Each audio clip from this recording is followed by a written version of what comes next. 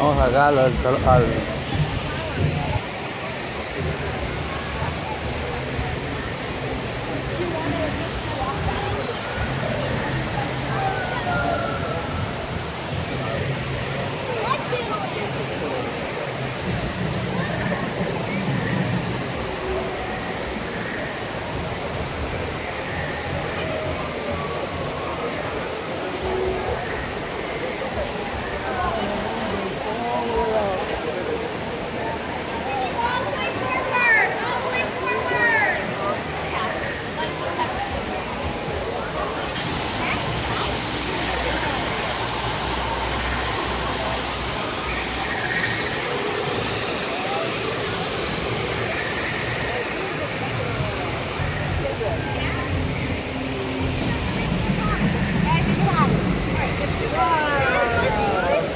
I don't have any more buttons.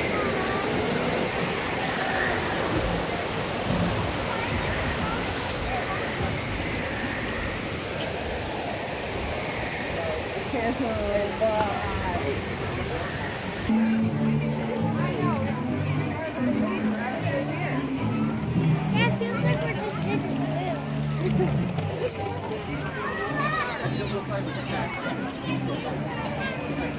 Oh, it's right top side down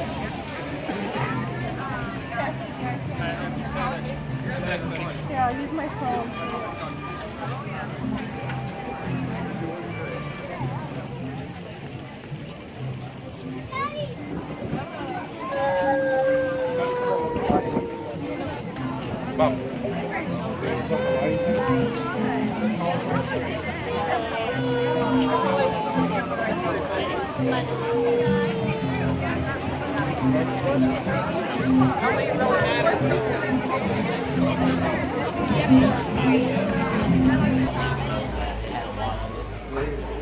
Cuiden a sus niños. Gracias.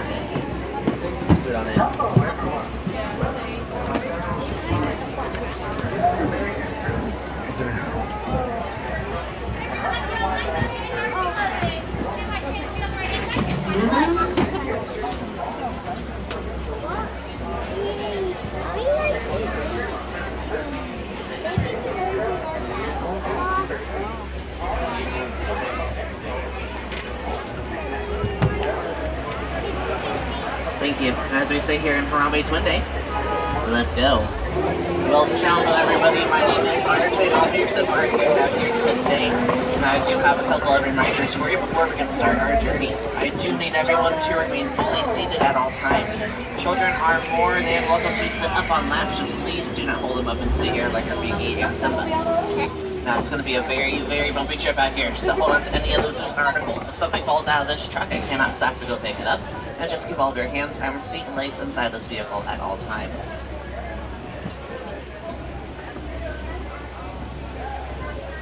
Everybody look over to your right side. That's Mary Kelly. Hi. I'm Mary. What's up? You're going to go on a really good safari with RJ. It's really good. It's 10 out of 10 Yelp recommended. Yelp recommended safari right there. Have a good time. Are you excited to see some animals? Woohoo! Have fun with RJ. Thank you. Happy birthday, Mary. Oh, thanks. So let's go ahead and take a short pause right here. Take a look right above you. There's an animal spotting guide up in the canopy of the truck. There's that lists all of the animals we have seen out here on the reserve over the years. Now we're not going to see all of them out there today, but we should have some good luck finding most of them. So go ahead and get familiar with that guide, and I'll try to spot these animals as best I can out here too. And who knows, we might find something that's not even listed up there. If you're planning on taking pictures, I suggest setting your camera to a high-speed sports or in action mode if you have it. Something with a high shutter speed. I'm not going to be able to stop that much out here, but when I do, it's only going to be for about 5 seconds. So make sure you have those cameras ready, because you never know when an animal is going to decide to show up somewhere. So we're going to go ahead and start our journey off out here in the Little Aturi Forest. All of the animals that live in the forest are shy, so they hide away from most things, so they use their fur as camouflage to blend in. So it might be extra hard to find some animals out here today, but let's keep a good look around the trees and the bushes. That's usually where most of these guys end up hiding away. So keep a good ear for some rustling leaves out here too. We're going to go ahead and start making our way around a watering hole. Watering holes are very good central gathering places for animals, so hopefully it's gathering up some animals for us to see out here today. If not, we'll just pass by some other watering holes out here too and Let's see if they do their job. But I do see a couple of antelope. They're up on top of this hill, about 11 o'clock to the truck right now. They'll end up on the right side as we go around this hill. But those are greater kudu, very light gray antelopes. The greater kudu is the second tallest antelope in Africa. They're about 5 feet tall. The shoulder looks like those are females since they don't have any horns. Only the males end up having the horns. Those actually grow to be almost 6 feet long in a very cool spiral shape. They're just hiding up around there. Ooh, there's a black rhino laying down just right here. Seeing that fully grown, that black rhino is going to be about 3,000 pounds. They're one of the smaller types of rhino. Pretty solitary animals too, and they do have a cool upper lip. The black rhino's upper lip goes out to a point and it's prehensile, so it can grab onto their food. Acts like a little finger. But unfortunately, rhinos are poached for their horns. Rhinos' horns are made out of keratin. That's the same thing our fingernails and hair are made out of. And because of all the poaching, there is less than 5,000 black rhinos left in the whole world. Coming from the right side are bongos. The locals out here call the bongo the ghost of the forest because they are rarely seen. They hide away in the thick brush most of the time, so they have those horns to help them make their way through. Their horns are pointed backwards so they don't get stuck walking through those bushes. They also like to dig up some roots with those horns too. Both the greater kudu and the bongo do have white stripes on their back. That's part of their camouflage. Kind of looks like the sun peering through the leaves and they're blending in. We're going to go ahead and start making our way deeper into the forest here. Let's head on over to the Safi River and let's see if something might be living out in the water.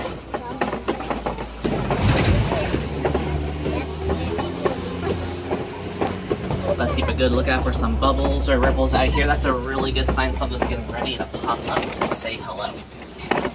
This river is a good spot to find some hippos, maybe crocodiles. But hippos are so large they end up having some trouble swimming sometimes. So they kind of sink to the bottom of the river. Hippos are able to hold their breath up to around 5, sometimes up to 8 minutes underwater, so you sometimes never know if one is around or not. But coming up here, once we reach the bottom of the hill on the right side of the truck, there's some eyes sticking up just next to the log in the water. It's full of some bubbles too. So that's a Nile hippopotamus. Hippos are going to end up spending roughly 20 hours a day out in the water. They do sunburn, so that water helps protect their skin too. Hippos are more nocturnal animals, so nighttime is when they go out to eat. Hippos can eat up to around 80 pounds of vegetation a day, and they can walk up to 7 miles trying to find all that food. There's some more a little bit easier to see on the left side here, just around the island. So we definitely found a whole boat of hippos out here, a whole group of them.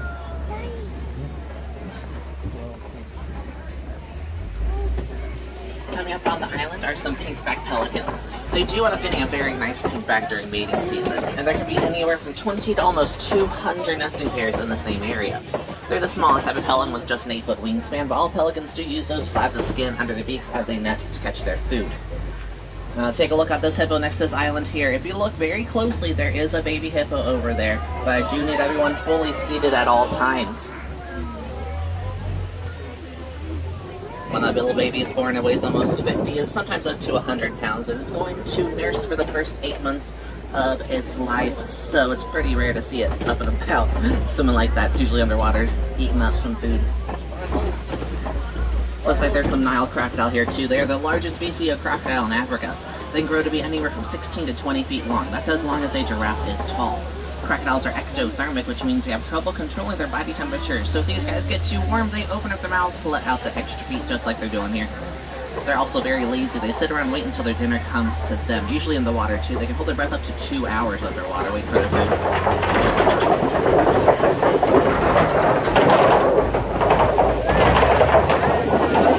We're going to go ahead and head on out to our next ecosystem. That's going to be the Serengeti grasslands, home to Africa's most popular and favorite animals like giraffes, elephants, zebras, cheetahs, lions, maybe some more rhinos. I can try to find some of them out here. It looks like we're starting to get a little bit closer now with some changing greenery around us. The grasses are getting taller. All of the trees are starting to thin out here too. There's actually a very large tree coming up here just on the right side.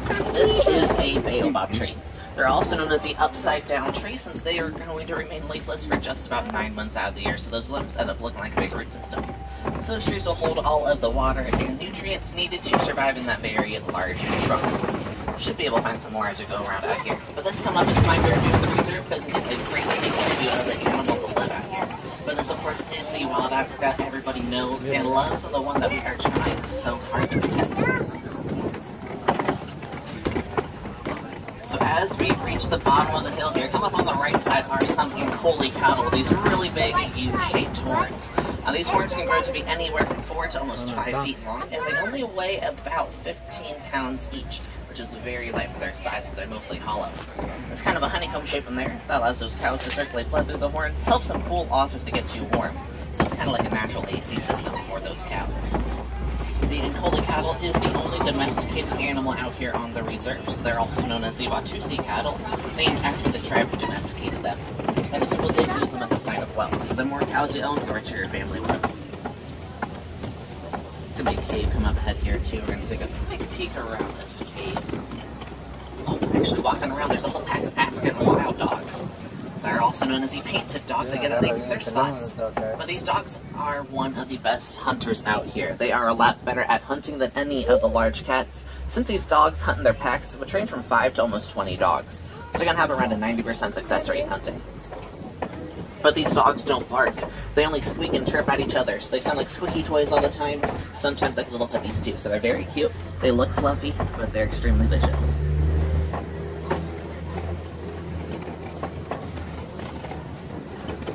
Laying down over here on the left side are some sable antelope. The sable antelope is the emblem of the Brown Bay Wildlife Reserve with their 4-foot long horns.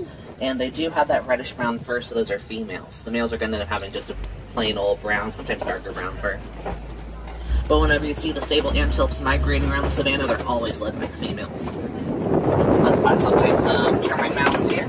Termite mounds are only made out of spit and dirt and dung. But once they bake in the sun, they are hard as concrete. So a lot of giraffes and elephants use them as scratching posts. And some antelope are going to hop up on top to keep a lookout for predators that might be around. The mounds are pretty plain looking on the outside, but inside there is a very intricate tunnel system running through it. So those termites walk around all day, and they build those mounds taller and taller. Most termite mounds are going to be around 6 feet tall, but in the more tropical savanna area like this one, they can build them all the way to be around 30 feet. Now to give some perspective, a full-grown male giraffe is almost 30 feet, or 20 feet tall. So that's like a whole giraffe and a half to reach how 30 feet those mounds are. But this giraffe walking around over here on the left side is a younger giraffe. Now full-grown giraffes can be anywhere from 16 to 20 feet tall. 6 feet do end up being their legs. So baby giraffes here are born at 6 feet tall just to be able to reach mother's belly.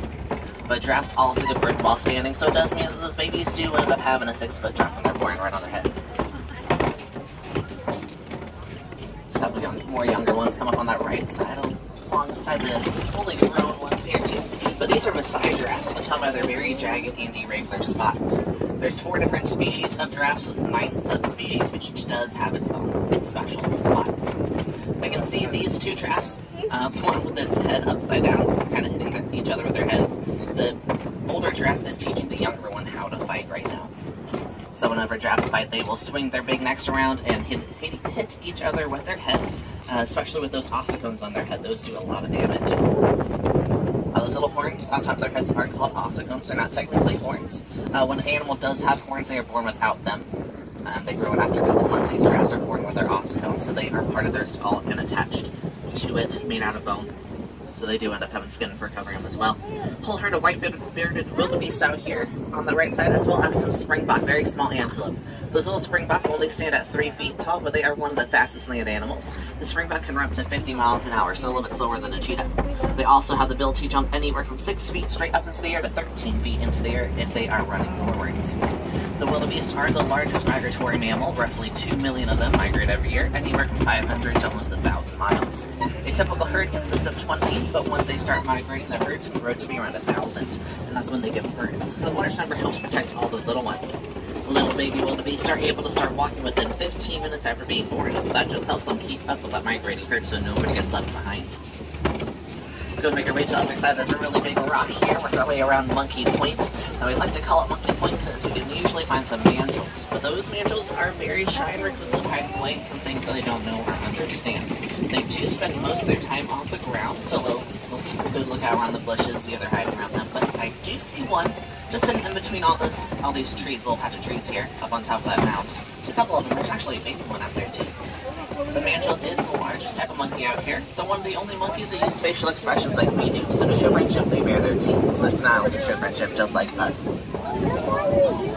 Now the alpha male mandrill is a little bit larger than those sitting out there. He also has a very colorful face, looks like Raffi's face a bit. And he does have a very colorful backside that matches, so you know that he's the guy in charge of whatever way he is facing.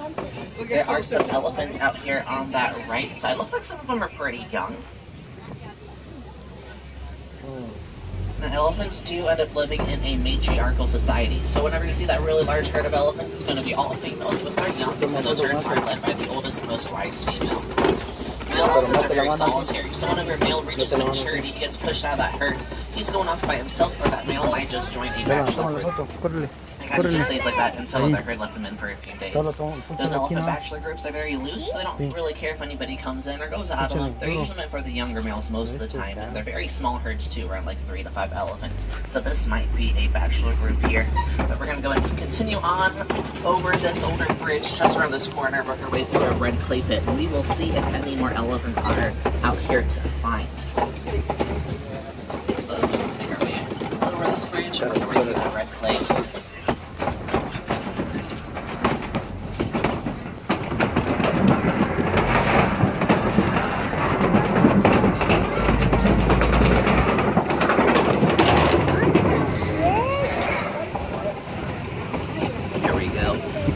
Take this red clay for all of the minerals and nutrients that it has, so it kind of acts like a multivitamin that we would take. So hopefully there's going to be some elephants to find out here. It looks like there's some footprints and some test marks around here in the clay. Some of them do look fresh, so hopefully there's still elephants around. Elephants never stay in one spot for long. They constantly walk around looking for more food to eat. I think I see a couple of them a little bit further out there, so we'll start making our way out towards them. Our conservation team has discovered that elephants are afraid of bees. Elephants don't like the sound that the bees make, so farmers are starting to build fences at bee hives. So these elephants get too close to the farms, they trip a wire, aggravating those bees, and that in turn scares away those elephants. Now, the old way to keep those elephants out of the farms was just to poach them, so it helps cut down on poaching just a little bit. But all those 96 elephants today are still poached for just their tusks, which made of ivory. As such a high number continues, these elephants are threatening extinction in less than 20 years. That's why it is so important to try to stop the trade of ivory out there in the world, especially in the black market, since these elephants are the only source of it. Now, once we get a little bit better view of these elephants here, let's go and take a look at their trunks. Elephants do use their trunks for everything. They use them just like we use our hands. At the very end of the elephant's trunk, there's 2 little pointed tips. Those 2 tips act like a pair of fingers, help these elephants pick up smaller objects. And nobody really knows exactly how many muscles an elephant has inside of its trunk, but most scientists say they have nearly 50,000 muscles in there, which is crazy, because we have around like 650 muscles in our body. So it looks like a truck somewhere has been stopped by an animal. That's why we're going out here so slow, or pulley as they say in Swahili, very slowly. Which is pretty good news for you guys, because once we get a good view of these elephants, we get some really good pictures out here, since we're going a little bit slower than usual.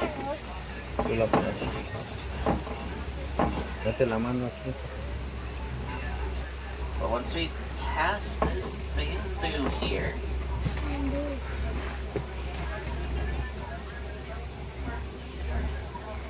we get a pretty good view of the elephants here. And get a good view of a little baby elephant walking around out here too. Elephants do have one of the longest pregnancies in the animal kingdom. These elephants are pregnant for 22 months. And when the baby is born, it weighs almost 300 pounds. Let's hide behind the tall grasses over here now, next to the other one by that termite mound.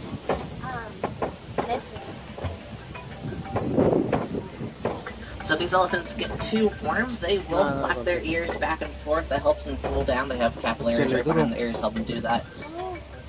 But if they do flap their ears, that can actually lower their body temperature around 15 degrees. There are 2 different types of elephants out there in the world. There is the African elephant and the Asian elephant. The main difference between them are going to be their ears. The Asian elephant has very, very small ears, and the African elephant that you see out here have really, really big ears, and they are in the shape of Africa too. Another way to tell them apart is both the male and female African elephants have tusks, and only the male Asian elephants are going to have the tusks. I come up here on this island, there's a whole bunch of flamingos. These are greater flamingos. They're the tallest species, about 5 feet tall. They're also the lightest colored pink. Baby flamingos out here are hatched gray, so they end up getting that pink coloration from all of the brine shrimp that they eat, which is full of beta-carotene. So it's going to take them roughly a year, sometimes up to 2, to turn that pink color. Flamingos are filtered feeders, so you might see some of them with their heads upside down in the water, filtering that water through those beaks, eating up all of those small crustaceans out there. Every once in a while I see them doing a little dance in the water too. It's just kicking up the sand, which picks up their food, so it's a little bit easier to eat. But it looks like most of them are napping out here. Usually whenever you see a bird with its beak under its wing, it usually means they're asleep.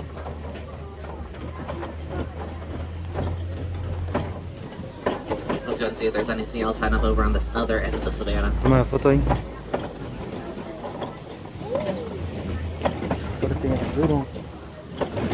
Looks like there's a couple of white rhinos coming up ahead here, kind of on the right or left side of the truck here.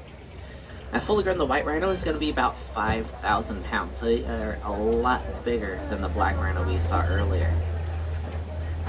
And if you remember that black rhino, it was gray, so are these white rhinos. Most species are gray. The main difference between them end up being their horns and their mouths. Now, both the black and white rhino have 2 horns on their heads. But so the main difference are their mouths. The black rhino has a very narrow and pointed mouth, and the white rhino here has a very wide and rectangular mouth. The Afrikaans name for the white rhino is Wheat, which means wide, but the name got lost in translation when it went over to the Western world. These white rhinos here are practically blind. They can only see around 10 to 15 feet in front of themselves, but they are able to charge at 35 miles an hour. Since they have such bad eyesight, they have super good hearing, so take a look at those ears. You can watch them twitch around, picking up all the sounds out here. They do twitch around independently, so they always have an ear out in each direction. Rhino skin is also just about an inch thick, so they heat up really quickly. So they like to roll around in mud. That mud helps them cool off, but also protects their skin too, since they get sunburned. So this mud is going to be a natural sunscreen out here on the savannah. Elephants do the same thing. They just usually throw the dirt and mud up on their backs with their trunks, or hogs do it too. If you take a very close look on the hill on the left side of the truck, bottom left corner, there's a cheetah laying down. Cheetahs are the fastest land mammal. They can sprint up to 60 miles an hour in roughly 3 seconds, and they can keep that speed for the length of a football field. Cheetahs have non-retractable claws, so those claws are out all the time like a dog's. That is what gives them enough traction to run so fast, and they use their tails like a rudder held to make super sharp turns to catch their prey. Cheetahs do hunt during the daytime, so they have black lines under their eyes, which helps reflect away sunlight. Those are called mallard stripes. So it acts like a natural pair of sunglasses. If you watch football or baseball, you might see some of those players doing the same thing with those black lines too. Since cheetahs are classified as a large cat, they are going to be the smallest type of large cat, the only one that hunts during the daytime, and the only one that can purr, but I don't really suggest getting close enough to hear. There's 2 more at the top right corner of this hill.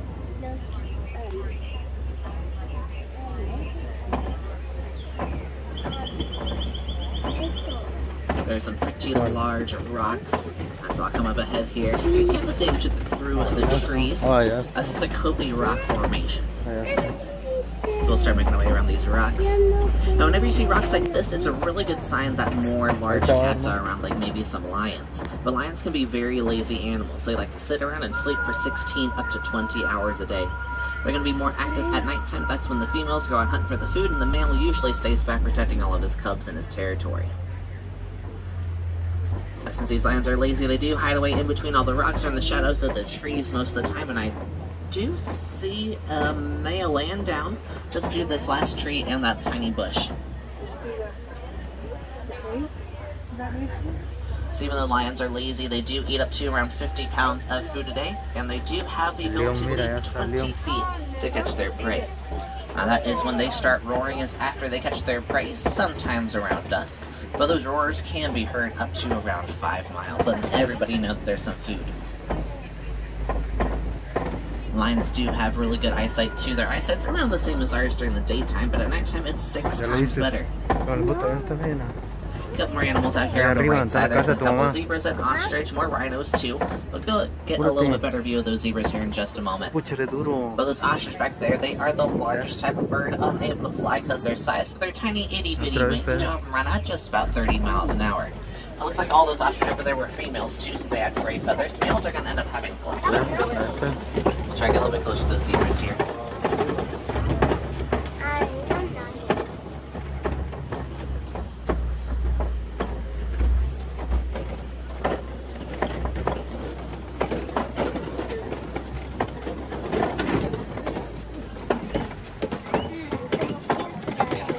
Ostrich.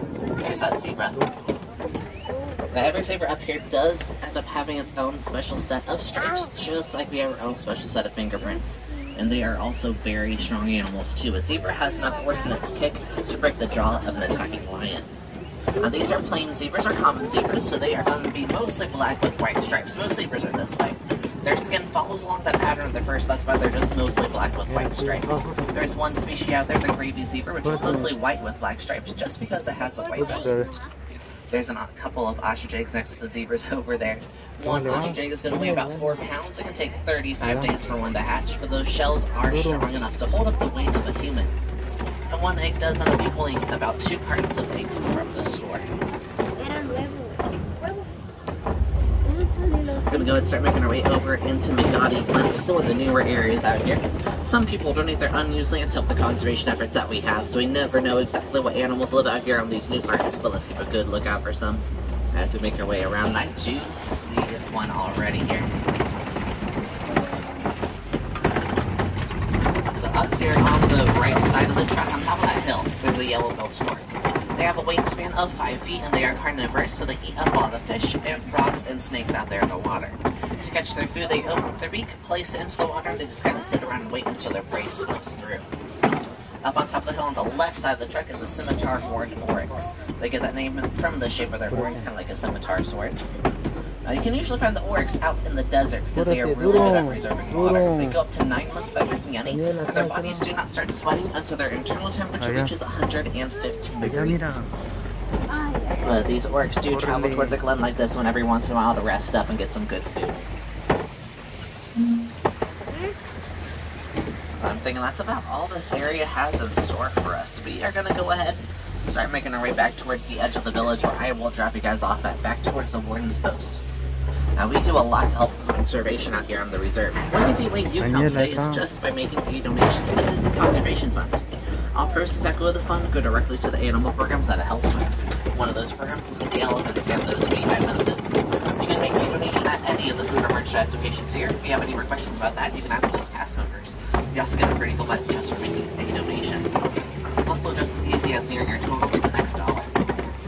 One way you can help at home is just by recycling. You can always recycle your paper and plastics, but you can also recycle your old electronics like your old cell phones. There is a mineral fund inside called coltan, which is finding gorilla and elephant habitat.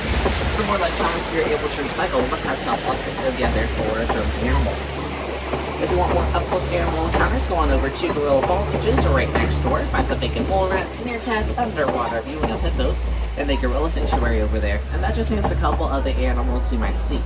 That trail is to the top of the hill to the right once it exits off the truck here. But don't be afraid to come back and join us for another safari sometime, because no two safaris are ever the same with the animals out there. Make sure of that.